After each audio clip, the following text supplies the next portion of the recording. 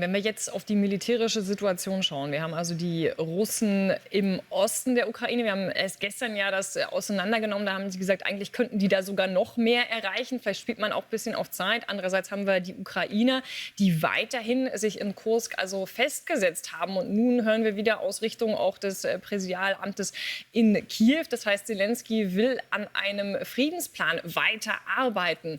Wie schaut das aus zu diesen aktuellen Bedingungen auch auf dem Schlachtfeld, die wir haben? Wie schätzen Sie denn das ein? Also im Augenblick, wie gestern schon betont, ich glaube, im Donbass sind die Russen in der Vorhand. Sie erweitern gerade ein wenig die Front nach Süden. Dieser neue Ort, den ich auch nicht aussprechen kann, der liegt etwa 40 Kilometer südlich von Pokrovsk. Hier sind mehrere Angriffe gelaufen, angeblich abgewiesen. Ich will das hoffen. Aber hier muss man sagen, den Russen gelingt es zunehmend langsam, aber sicher Raum zu gewinnen.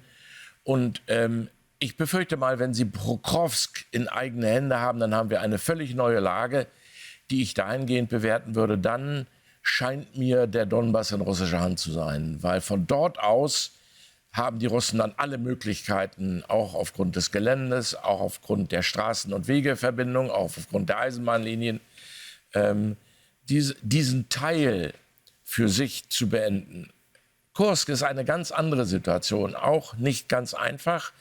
Aber Kursk ist vor allen Dingen ein politischer Coup. Militärisch ist es schwierig, weil ich denke mal, die Russen werden sich jetzt oder werden dort sich konzentrieren für eine Gegenoperation. Und wenn diese Gegenoperation greift, dann wird sich die Ukraine sehr wohl überlegen müssen, was sie tut. Ich hoffe nicht, dass sie sich für eine Verteidigungsoperation entschließt, die dann wieder zu einem fürchterlichen Abnutzung- und Vernichtungskrieg führen würde, sondern ich hoffe, dass sie die Kräfte abzieht und dass sie dann die Kräfte, die sie dringend an anderer Stelle braucht, frisch wieder ins Gefecht führen kann. Also insofern ist die Lage ein wenig vertrackt. Generell muss man aber sagen, es wabert alles so ein bisschen vor sich hin.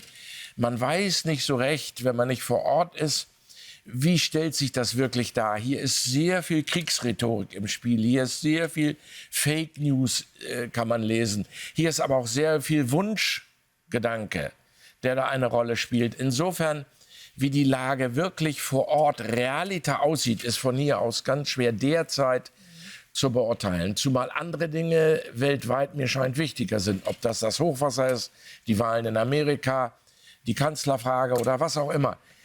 Die Ukraine ist so ein wenig, was das Nachrichtenspektrum anbelangt, in den Hintergrund gerückt. Und das macht sich auch in der Unterstützung der Länder bemerkbar. Ich unterstreiche deswegen, was Zelensky sagt, dass er das Gefühl hat, dass die Unterstützung der Länder nicht mehr so ist, wie es dringend erforderlich wäre in dieser entscheidenden Phase des Krieges.